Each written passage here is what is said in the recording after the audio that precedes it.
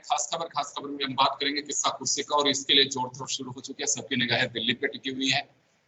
एक बैठक एनडीए की प्रधानमंत्री आवास पे खत्म हुई जिसमें 16 दलों ने हिस्सा लिया।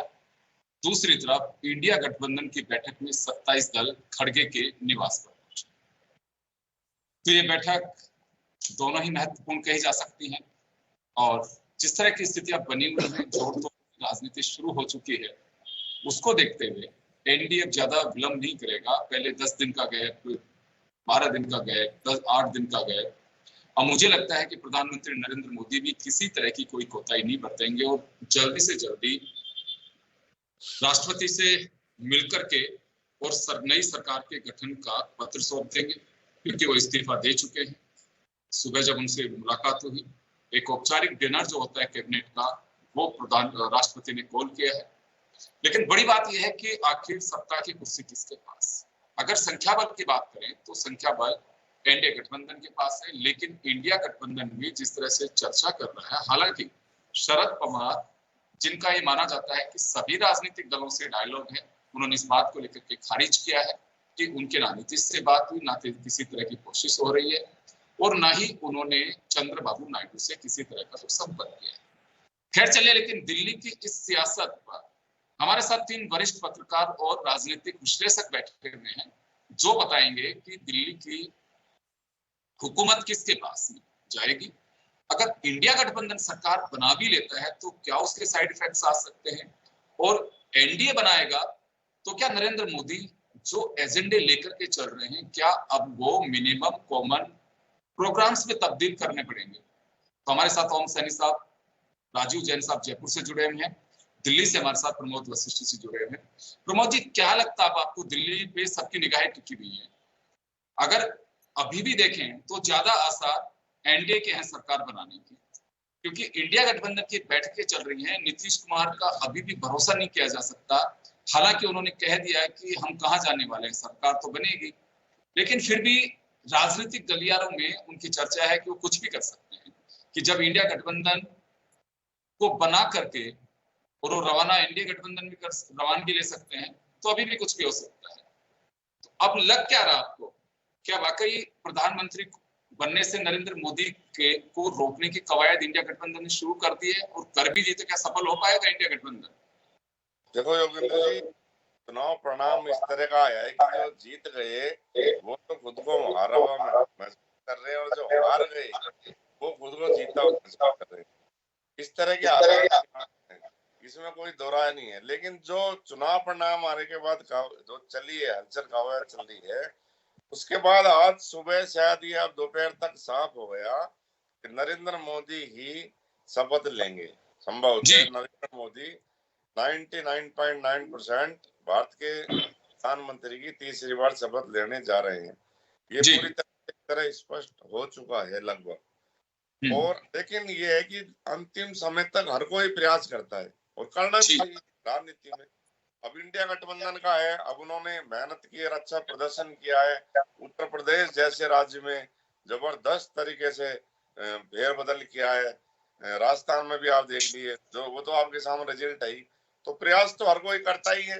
और नीतीश कुमार जी के बारे में जो पुरानी चर्चाएं जब से चलती आई हैं, वो फिर उससे प्रयास, उन पे प्रयास ज्यादा हो रहा है, क्योंकि वो पलटी मारने में माहिर उनको माना जाता है, और इंडिया गठबंधन बनाने वाले ही वो थे।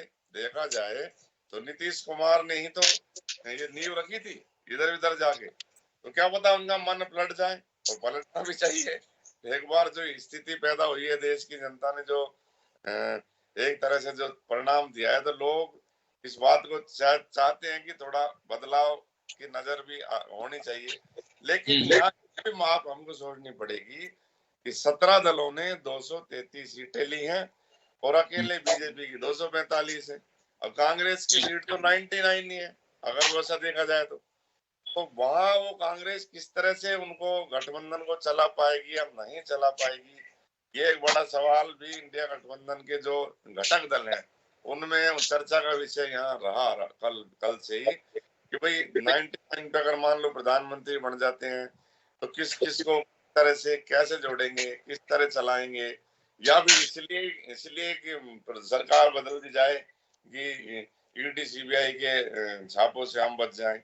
ये वही देश के बारे में क्या स्थिति रहे, देश के बारे में क्या सोचें, क्या प्लान रहे, क्या योजनाएं रहे, क्या, क्योंकि हमको जैसी सरकार बनती है खटाखट वाला वादा पूरा करना पड़ेगा। 1-1 लाख रुपए तुरंत शुरू हो जाने चाहिए, एमएसपी देनी पड़ेगी।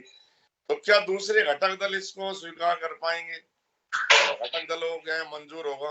तो ये तमाम बातें हैं कि किसी के घोषणा पत्र में क्या है इंडिया गठबंधन के और किसी में क्या है। तो मुझको ऐसा लग रहा है कि अभी हालात यहाँ जो बदले हैं उससे शायद नीतीश कुमार और चंद्रबाबू नायडू मोदी को, शायद मोदी जी को, ये भारतीय जनता पार्टी को ही, एनडीए को ही पूरा समर्थन दे चुके हैं। बिल्कुल आप सही कह रहे हैं, क्योंकि गैप ज्यादा है और पहले इस तरह के असर देख चुके हैं। पहले जब कांग्रेस के खाते में 200 के आसपास सीटें थी तब सरकार बनाने में वो कामयाब रही। और ये बात भी कह रहे हैं कि भाई जो बीजेपी का पूर्ण बहुमत था 303 आई और पूर्ण बहुमत से भारतीय जनता पार्टी आई, तो जब भी उन्होंने घटक दलों को साथ रखा, उन्होंने उनको इधर उधर नहीं किया, उनको सम्मान दिया, पूरा किया। नहीं चाहते तो अकेली बीजेपी कर सकती थी, तो उनकी नियत नहीं समझ रहे हो। ये भी चर्चाएं हैं, तो सब तमाम चर्चाएं और इंडिया गठबंधन को। चले मैं वापस लौटूंगा आपके पास में, ओम जी के पास जाना चाहूंगा। ओम जी, आपको लगता है कि इंडिया गठबंधन को प्राइम मिनिस्टर बनाना चाहिए, क्योंकि गैप ज्यादा है, पार्टियां ज्यादा है, एक अलग तरह का प्रेशर होगा, और जो उम्मीदें जनता के बीच दे दी कि हम ये सब कुछ कर लेंगे मैनिफेस्टो के जरिए, वो फुलफिल नहीं हो पाएंगी, तो उनके लिए बड़ी होगी। हाँ, विपक्ष की मजबूत भूमिका में इंडिया गठबंधन रह सकता है, लेकिन जैसे प्रमोद जी कह रहे हैं कि अंतिम चुनाव तक हर कोई कोशिश करता है, इंडिया गठबंधन भी वही सब कुछ कर रहा है। तो इस बैठक के मायने क्या हो सकते हैं? क्या प्राइम मिनिस्टर की कुर्सी पे नजर है, या मजबूत विपक्ष की भूमिका को कैसे निभाया जा सकता है, उस पर चर्चा होगी। देखिए, ये किताबी बात है जो आप बोल रहे हैं, हकीकत इसके बाद परे है। ये जो पूरे चुनाव हुआ है, ये चुनाव कुछ मुद्दों को लेके हुआ कि वर्तमान शासन जो था, मतलब निवर्तमान शासन, उन लोगों ने जिस तरह का पूरा अपना पूरा जो 5 वर्ष शासन किया, उसके अंदर उनको बहुत सारे एलिगेशंस है कि उन्होंने एक सेंट्रल इंस्टीट्यूशन सब बिगाड़ दिए, सब उनको सीधी इसका आईटी का इनका ऐसे ऐसे इस्तेमाल किया, सारा था। और ये सब बातों को लेकर के इंडिया जो गठबंधन था, जो 28 पार्टियों गठबंधन, ये जनमानस के बीच में गया। जनमानस ने उसको एक्सेप्ट किया, उसको उसमें जैसा समर्थन दिया जिस तरह का देना था। इनके बैंक खाते बंद करवा दिए गए, इनके चीफ मिनिस्टर्स को जेल में डाल दिया गया। ये सब पहली बार हुआ भारत के इतिहास में, ऐसा होता नहीं था। ये सब होने के बाद में फिर ये जब ये विपक्ष का जो गठबंधन उभर करके सामने आया है, वो इतने सहज रूप से नहीं होने देगा, क्योंकि कि इधर क्या कहते हैं, टीडीपी के जो नायडू हैं, नायडू चाहे वो जो मुसलमानों की रिजर्वेशन कहानी है, और प्रधानमंत्री फरमाते रहे हैं निवर्तमान, ये मुसलमानों को रिजर्वेशन का मेल रहते हुए तो कोई पॉसिबल है नहीं। कॉन्ट्राडिक्शंस है बहुत सारे, तो इतनी सहज रूप से सारा नहीं हुआ है। और इसमें जिस तरीके से जाकर के अभी उन्होंने त्याग पत्र दिया है, उनकी बैठक हो गई है, वो जाने की बात कर रहे हैं, राष्ट्रपति के पास में धीरे धीरे जाएंगे। उसी तरीके से इंडिया गठबंधन की भी बैठक हो गई है, और वो भी फैसला कर रहे हैं, वो आज ही फैसला करना चाहते हैं। वो भी चाहते हैं कौन उनके साथ में आ रहा है, किस तरीके से आ रहा है, तो क्या कॉमन मिनिमम प्रोग्राम पे एग्रीमेंट होता है। तो इतना सहज नहीं है, ये जो संख्या बल है, ये इधर से उधर हो जाता है। और क्या कहते हैं, हमारे रिटायर्ड जो निवर्तमान गृह मंत्री तो उस्ताद रहे हैं इसमें, इधर से उधर ले आते हैं, तो कितनी सारी सरकारें बनाई, कितनी सारी सरकारें तोड़ी, वही वो आज अभी भी इस लोकसभा में भी कर सकते हैं। इस बात में वो काफी चैतन्य है, और वो चर्चाएं हो रही हैं। अभी इतना साफ नहीं है कि ये इतना नंबर आ गया इसलिए ऐसा कर दिया जाए, क्योंकि ये नंबर बड़ी मुश्किल से हासिल हुआ है, बड़ी तकलीफों के साथ में हासिल हुआ है, सहज रूप से नहीं हुआ है, लेवल फील्ड पे नहीं हुआ है। हर जगह आपके एक बात जानना चाहूंगा ओम जी, एक बात जानना चाहूंगा कि सरकार मजबूत रहेगी इंडिया गठबंधन अगर बनता है, या विपक्ष की भूमिका मजबूत रहेगी, क्योंकि उसकी भी आवश्यकता है, और उधर एक अलग तरह का प्रेशर होगा, क्योंकि रास्ते दूसरे लोगों के लिए भी खुले होंगे। जरूरी नहीं है कि एनडीए गठबंधन में भी जो लोग जाएं तमाम बातों से खुश हों।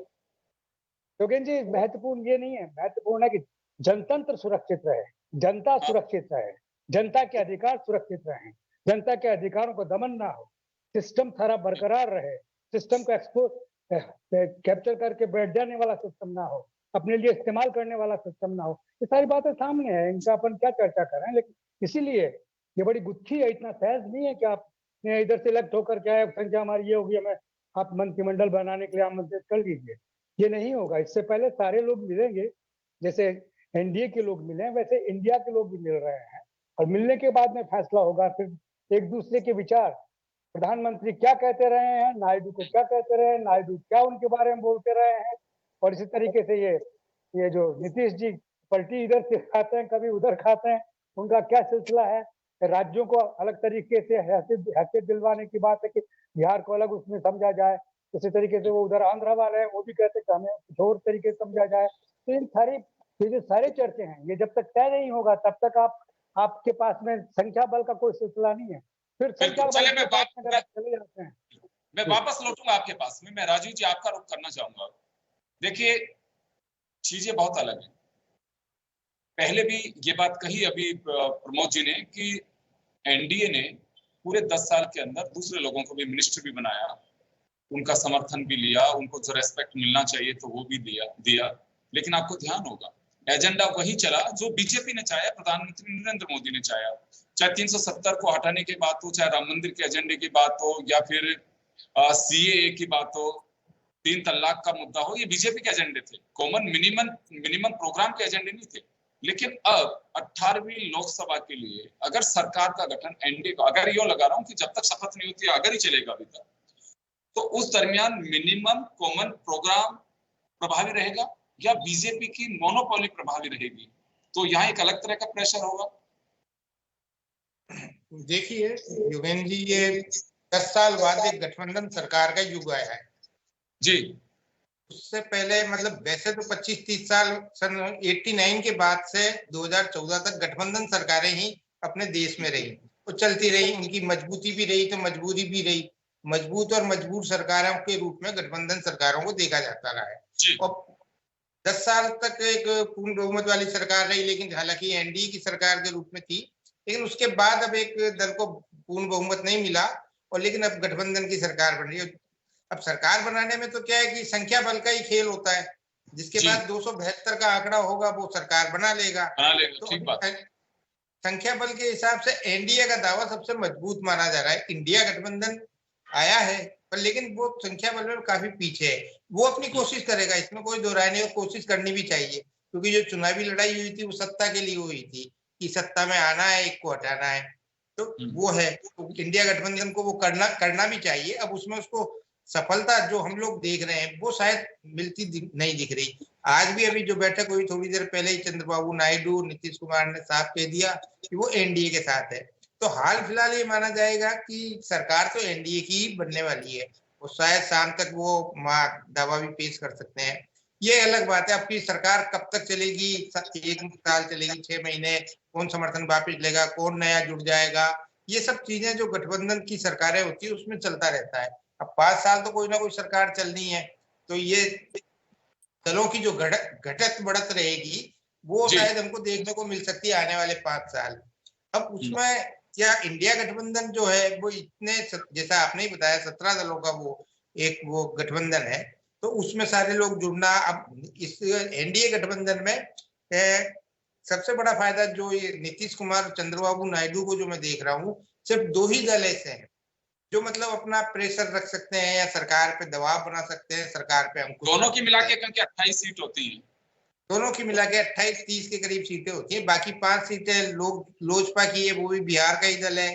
तो अब ये राजनीतिक दलों का, जो क्षेत्रीय दलों का एक दबाव रहता है गठबंधन सरकारों में, तो उसका वो अपने राज्य के हित की पैरवी करते हैं। सबसे बड़ी चीज जो सामने आ रही है कि वो शायद स्पेशल स्टेटस का दर्जा अपने राज्य के लिए मांग सकते हैं। एक बड़ी खबर क्या आ रही है, अभी एक बड़ी खबर ये आ रही है, पीएम आवास पर जो बैठक हुई उसमें जो मौजूद नेता थे, उन नेताओं ने एनडीए की ओर से प्रधानमंत्री पद के लिए या अपना नेता नरेंद्र मोदी को चुना है।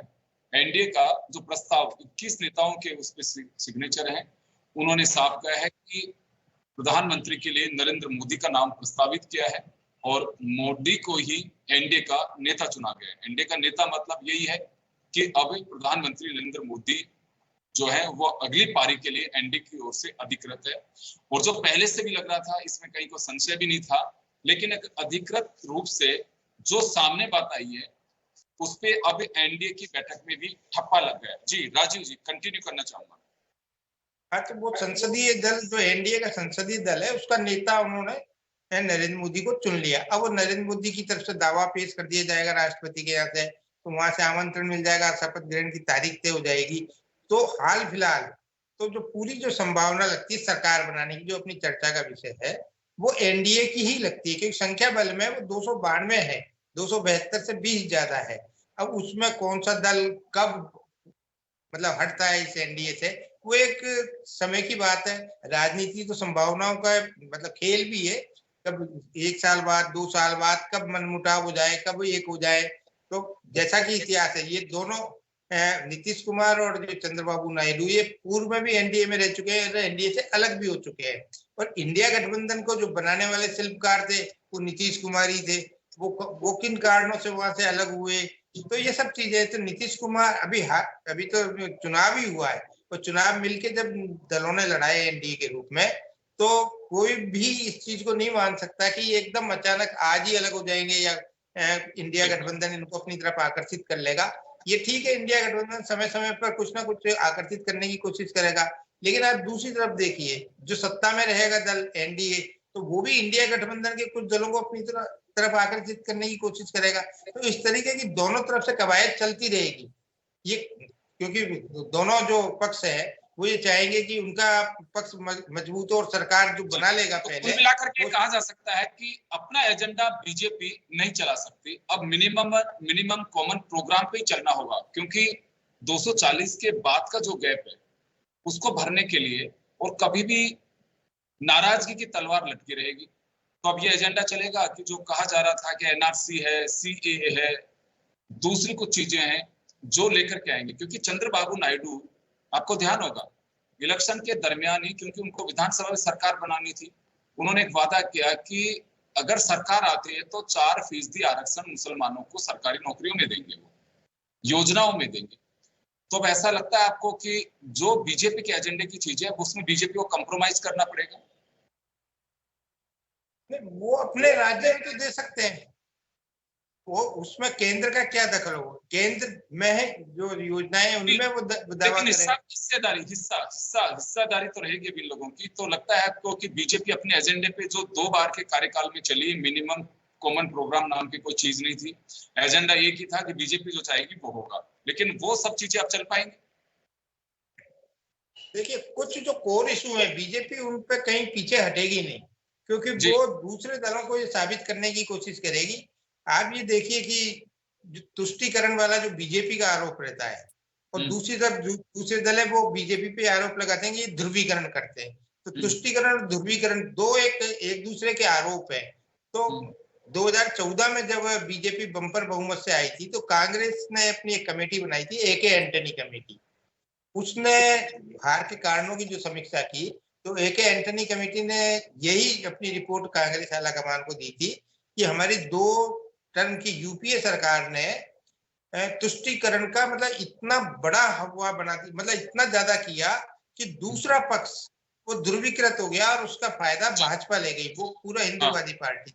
तो अब जो आपको लगता है कि बीजेपी का जो कोर एजेंडा है उसमें लगता नहीं कि बीजेपी कोई समझौता कर पाएगी, क्योंकि विपक्ष के जो दूसरे दल भी जुड़े हैं, दूसरे दल अलायंस में जो आए एनडीए के में, उनकी भी अपनी मजबूरी होगी। अगर आपको सत्ता की हिस्सेदारी चाहिए तो बीजेपी के साथ रहना होगा।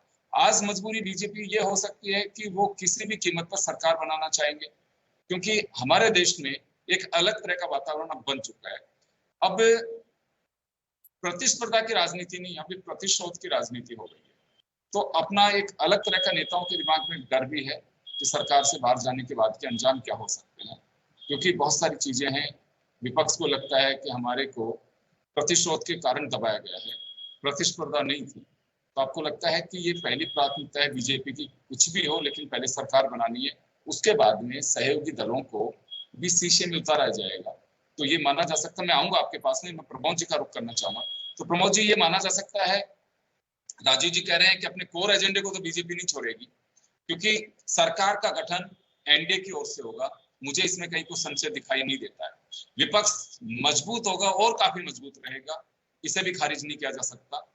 तो ऐसे में अब बीजेपी अपने एजेंडे पे कायम रहेगी या कुछ कंप्रोमाइज करना पड़ेगा? देखो अगर आपने कल प्रधानमंत्री का भाषण सुना हो तो उसमें सारी चीजें लगभग स्पष्ट हो गई। उन्होंने साफ तौर पे बोल दिया था बिल्कुल कि हम भ्रष्टाचार के मामले में कोई समझौता नहीं करूंगा और जो मेरी एजेंडा है मेरा वो चलता रहेगा। मैं नीतीश कुमार का धन्यवाद करता हूँ, चंद्रबाबू नायडू का धन्यवाद करता हूँ। अब आप यहाँ एक बात गौर से सुनिए कि दोनों मुख्यमंत्री हैं, एक बिहार के एक आंध्र के, तो वो ये जरूरी नहीं कि केंद्र में ही मोदी से कोई समझौता ले, बड़ी चीज ले। वो अपने स्टेट के लिए भी ले सकते हैं, विशेष राज्य का दर्जा ले सकते हैं। नीतीश कुमार जी बिहार में फायदा ले सकते हैं, अपनी जनता को फायदा पहुंचाने के लिए वहां बड़ा फायदा ले सकते हैं। चंद्रबाबू नायडू वहां ले सकते हैं फायदा, जैसे वो मुसलमान आरक्षण में पीछे कहाँ हटे, उन्होंने अपने एनडीए घोषणा पत्र से उसको हटा दिया, लेकिन उन्होंने तो दिया। मुस्लिम वोट तो चंद्रबाबू नायडू को बहुत मिले, टीडीपी को, इसमें कोई दोहरा ही नहीं है। उनके वजह से वो जीत के आए, तो इस वो वहां भी फायदा उनको मिल सकता है। और अगर मान लो एक हम दोनों जाते भी हैं तो बहुमत से 8 कम होते हैं, 28 जाते हैं। तो इस टाइम इंडिया गठबंधन 38 कम है और वो 20 कम है, 20 ज्यादा है। अगर वो चले भी जाते हैं तो एनडीए 8 कम होती है। 8 में तो फिर इधर उधर जोड़ तोड़ की राजनीति का खेल कोई ऐसा लगता नहीं, और इधर जुड़ते हैं तो वो पूरे होते नहीं। 28 जुड़ते हैं 232 में तो वो पूरे होते नहीं। तो ऐसे में ये भी समझ रहे हैं कि ये संख्या बल का गेम है, कि वहां जाने से खेल नहीं बढ़ रहा है। अगर वो जुड़ भी जाएंगे तो इसलिए क्यों उसमें करें, बाद में देखेंगे, बाद में होगा जरूर, आप लिख लो आज। लेकिन जनता के लिए बहुत बड़ा एक फायदा हुआ है कि मजबूत विपक्ष आया है।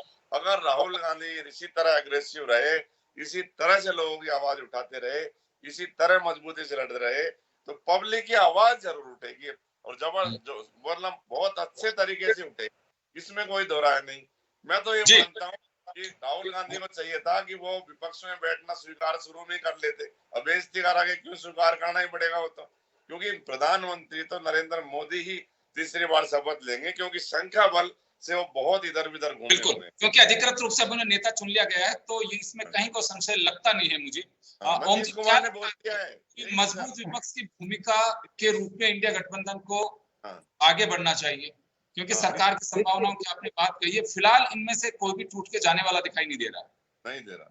देखिए योगेंद्र जी, ये मुल्क गांधी और नेहरू और इनको आइडियल मानने वाला है, अम्बेडकर इनको आइडियल।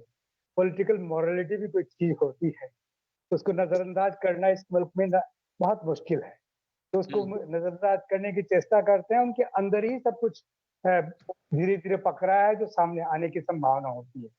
नंबर गेम तक नहीं रहा मामला पॉलिटिकल मोरालिटी पे भी आ गया। मामला ये जो डिजाइन है कंप्लीट सिस्टम का जिस तरीके का इस्तेमाल है उस पर भी चर्चा का आ गया। सिर्फ सरकार बना लेने से नहीं, और इन सब सिस्टम को जिन्होंने डिस्टर्ब किया वो भी आइडेंटिफाई है।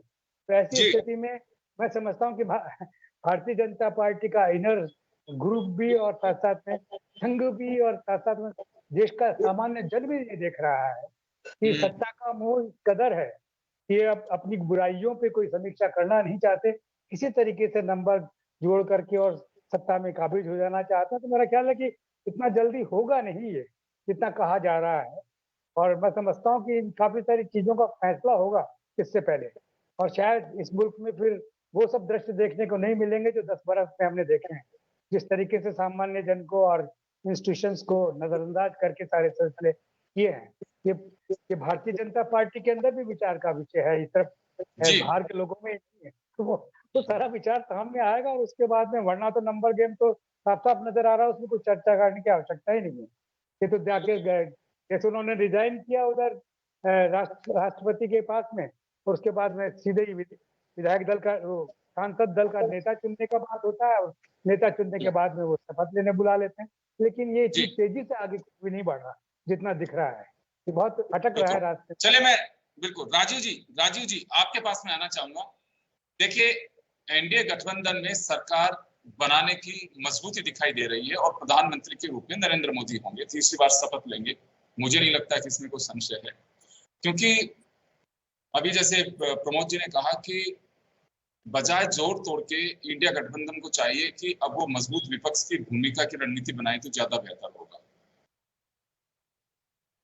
हाँ देखिए, निश्चित रूप से अब या तो जो भी गठबंधन सरकार बनाएगा, योगेंद्र जी इसमें एक अच्छी बात यह है कि विपक्ष बड़ा मजबूत होगा। यदि इंडिया गठबंधन बनाता है तो विपक्ष दूसरी तरफ का मजबूत होगा। एनडीए सरकार बना रहा है तो इंडिया गठबंधन विपक्ष के रूप में बड़ा मजबूत एक गठबंधन है। अब ये सब चीजें तो सामने आएंगी, लेकिन अब जो संख्या बल के हिसाब से जो एक आज की स्थिति और अभी की जो स्थिति दिख रही है, जिस तरीके का दावा किया है, तो एनडीए की सरकार निश्चित तौर पे बनती हुई दिख रही है और वो कोई ज्यादा दिन लंबा नहीं खींचेंगे। तो 2-3 दिन में या शनिवार तक, या जो एक संभावित तारीख भी आ रही है शायद 8 जून की, कि उस दिन हो जाएगा। क्योंकि आज एनडीए के जो घटक दल के नेता हैं वो राष्ट्रपति से मिलेंगे। राष्ट्रपति की तरफ से आज शाम को रात्रि भोज दिया गया है। जो केंद्रीय मंत्रिमंडल है, जो एक परंपरा और प्रक्रिया रही है, इस तरीके की चीजें होती है। दावा वहां पेश होगा, वहां से निमंत्रण आएगा, ये अपना संभावित तारीख बता देंगे। तो ये सब चीजें एक प्रक्रिया के तहत होंगी। तो मेरे को लगता है कि आने वाले 2-3 दिन में नई सरकार का देश में गठन भी हो जाएगा और वो एनडीए की ही साफ तौर पे बनती हुई दिख रही है। इंडिया गठबंधन अपनी कोशिश कर सकता है, वो कोशिश आगे भी जारी रखेगा, ऐसा लगता है। बिल्कुल आप सही फरमा रहे हैं। 7 तारीख को एनडीए गठबंधन के तमाम सांसदों को दिल्ली बुलाया गया है, वहां बैठक होगी। 7 जून को सांसदों की जो बैठक होगी, उसी बैठक के बाद राष्ट्रपति से मिलने का कार्यक्रम तय किया गया है और 5 से 7 बजे का जो समय है उसमें राष्ट्रपति से मुलाकात की जा सकती है और संभवतः अगले दिन ही शपथ के लिए कहा जा सकता है, शपथ ली जा सकती है, क्योंकि बहुत लंबा इसमें गैप करना नहीं चाहिए प्रधानमंत्री नरेंद्र मोदी। लेकिन इतना तय है कि जो दिखाई दे रहा है, हर सांसद की अब एक वजूद जो होना चाहिए वो उसका बना रहेगा। पहले ये था कि आप हाथ उठा लीजिए, ताली पीटिए, पर मुझे लगता है कि अब बड़ी मजबूती के साथ में ये बात सामने, एक सांसद की मैं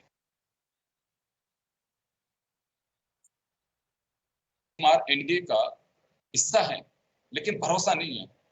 अभी कह नहीं सकता कोई भी खुल करके, लेकिन जैसे ही उन्होंने इंडिया गठबंधन से नाता तोड़ करके चले गए, जबकि रणनीतिकार खुद ही थे, उसके बाद में नीतीश हो सकता है कि पूरे 5 साल इनके साथ में यारी निभाएं, लेकिन अभी भी उनका जो भरोसा है, उनका कैरेक्टर जिस तरह का बन गया है, उस पर अभी भी, जैसे कई लोग कहते हैं पलटू राम है, कभी भी इधर से उधर जा सकते हैं, उनका भरोसा नहीं किया जा सकता। तो ऐसी कुछ चीजें हैं। जब देखिए सैद्धांतिक रूप से तो राजनीति में कोई ना पाला बदलता है ना साथ आता है, अलग तरह के प्रेशर होते हैं, अलग तरह का लालच होता है, उसी से आज की राजनीति चल रही है। इसे कोई खारिज नहीं कर सकता, ये हमें मानना चाहिए। लेकिन अब दूसरा दल जो पहला दे सकता है वो क्यों नहीं दे सकता? तो कुछ ऐसी चीजें हैं जो पूरे 5 साल के लिए मंडराती रहेंगी कि ये जो दे रहे हैं उससे बेहतर हम भी दे सकते हैं। ये स्कीम्स हैं वो लॉन्च होती रहेंगी कि आप हमारी सेल को चुनिए, हम आपको इससे अच्छा प्रोडक्ट देंगे, यानी कि मंत्रालय देंगे, आपको हम और कुछ दे सकते हैं, स्पेशल राज्य का दर्जा, विशेष राज्य का दर्जा मैं आपको क्लियर कर देता हूँ सभी को कि अब बंद हो चुका है। स्पेशल पैकेज दिया जा सकता है, राज्य का दर्जा नहीं दिया जा सकता, उसे खत्म कर दिया गया है, अब उसे खत्म कर दिया गया है। तो लेकिन बहुत सारी संभावना है, क्योंकि सरकार चलानी है बीजेपी को और अपने एजेंडे को और आगे बढ़ाना है, ये उनकी भी अपनी एक मजबूरी होगी।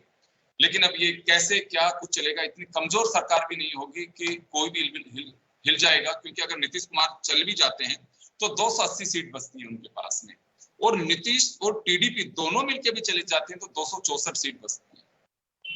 तो ऐसे में कोई कमजोरी वाली सरकार नहीं है, क्योंकि दूसरे लोग हाथ मिलाने को तैयार हैं। क्या गारंटी है कि जो आज इंडिया गठबंधन में जो लोग हैं वो लोग टूट करके नहीं जा सकते? तो सारी तरह की संभावनाएं 5 साल में बनी रहेगी। आप सभी का बहुत बहुत शुक्रिया। खास खबर में इतना ही, दीजिए इजाजत, नमस्कार।